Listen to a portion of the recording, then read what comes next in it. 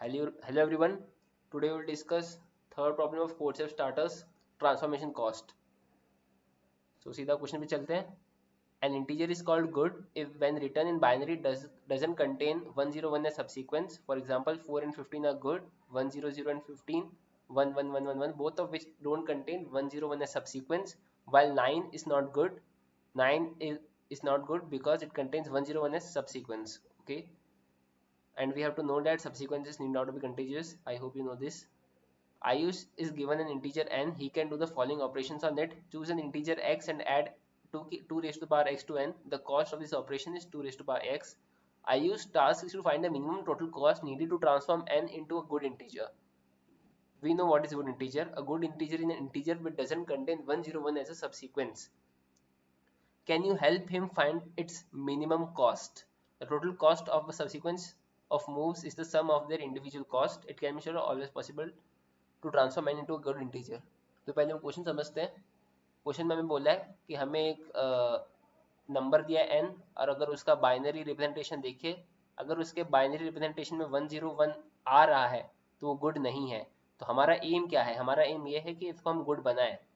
Good हम बनाना है. Good in the sense हमें 101 सब के सारे सब सीक्वेंस को डिलीट करना है. 101 सब सीक्वेंस एग्जिस्ट ही नहीं करना चाहिए. तो अगर हम ध्यान से क्वेश्चन को देखें तो हमें एक बात समझ में आ रही है. समझ लो हमारे पास एक नंबर है जिसका बाइनरी रिप्रेजेंटेशन कुछ ऐसा है 1010001. जब हम इस बाइनरी रिप्रेजेंटेशन को देख रहे हैं हमें दिख रहा है कि यहाँ पे 101 के कई सबसीक्वेंस एग्जिस्ट कर रहे हैं. अगर हम इसको ले लें या कई सारे सबसीक्वेंस एग्जिस्ट कर रहे हैं 101 के.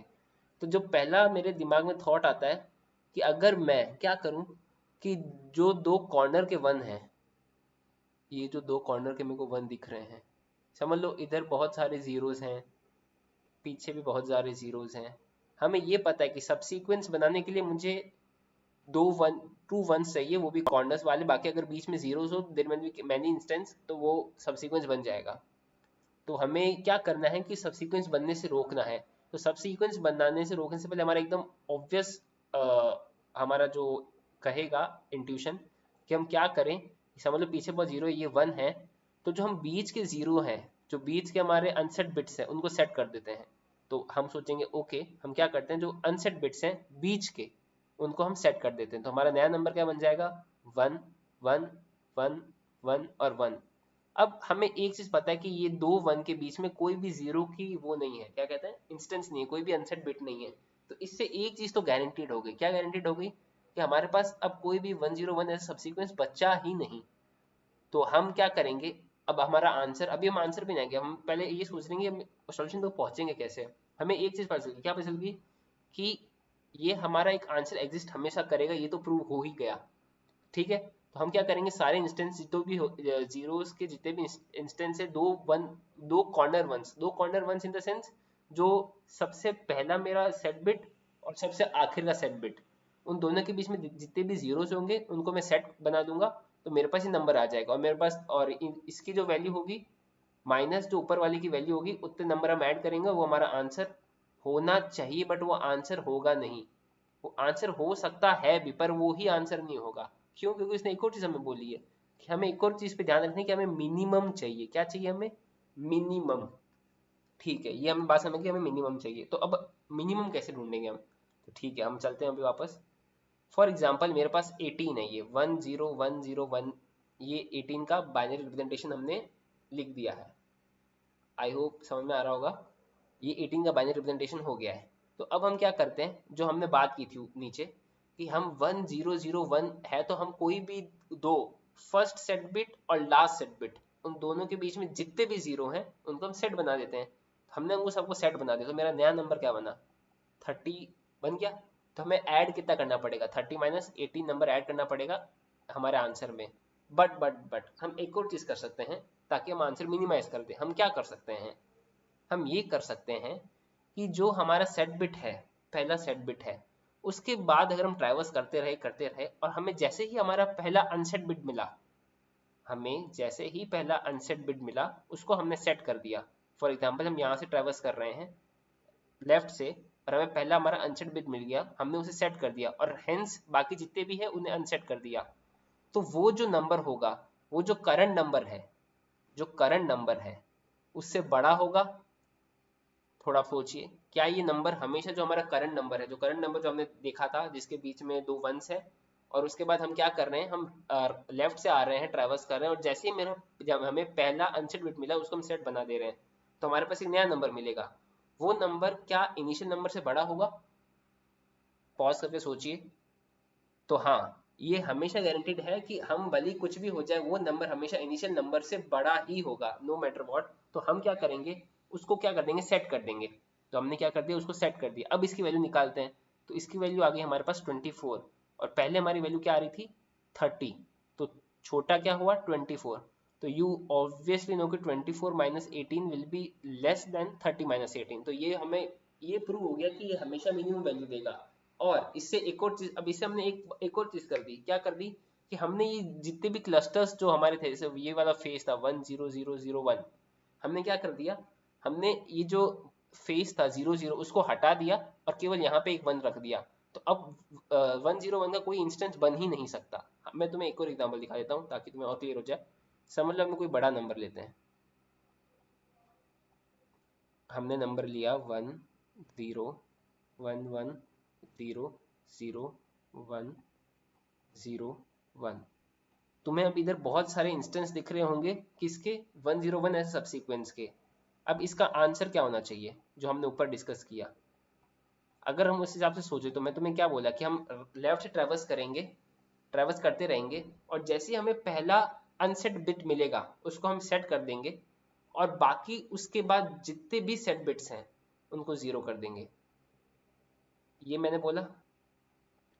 और मैंने तुम्हें ये बोला कि ये जो नंबर है ये इस नंबर से बड़ा होगा, for sure in any scenario ये नंबर इस नंबर से बड़ा होगा। और बाकी पीछे जीरोस होंगे, फॉर एग्जाम्पल पीछे जीरो डजेंट मैटर, लेकिन मैंने दो वन के बीच में सारे इंस्टेंस को खत्म कर दिया और 101 ऐसा सीक्वेंस कभी बनने ही नहीं दिया।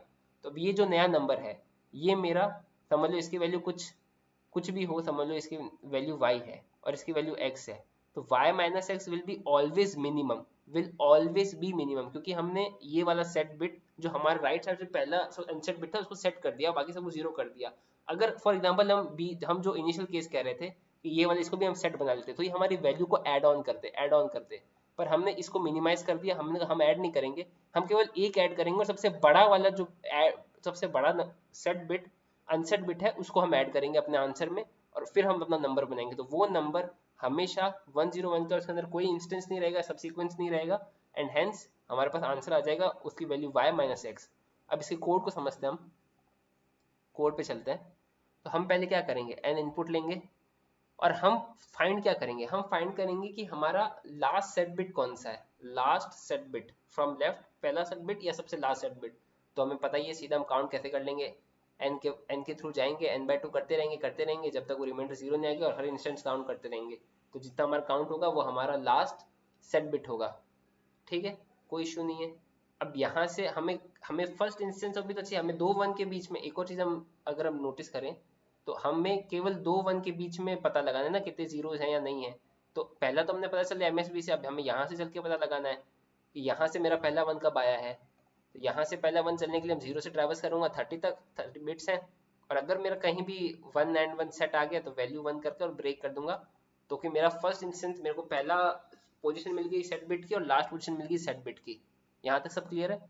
अब हम एक और चीज करेंगे, अब हम उन दोनों के बीच में देखेंगे।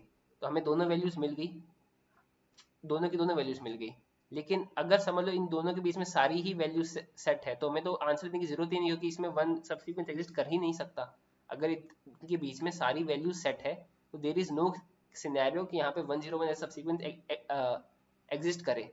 तो हम वो चेक करेंगे, अगर कहीं भी जीरो आ रहा है तो मतलब ठीक है, वहां पे एग्जिस्ट करेगा 101 सब्सिक्वेंस, लेकिन अगर नहीं कर रहा है तो हम जीरो आउटपुट कर देंगे। ओके।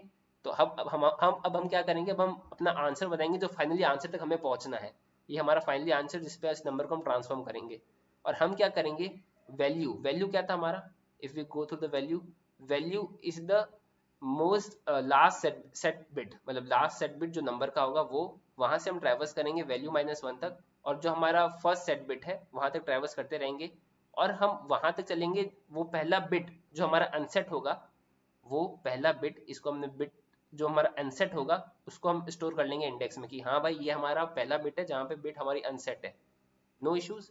अगर हम जैसे हमें पहला बिट कर लिया तो अब हम वो वैल्यू जो नंबर हमारा बना है उसकी वैल्यू कैलकुलेट कर लेंगे स्ट्रेट अवे।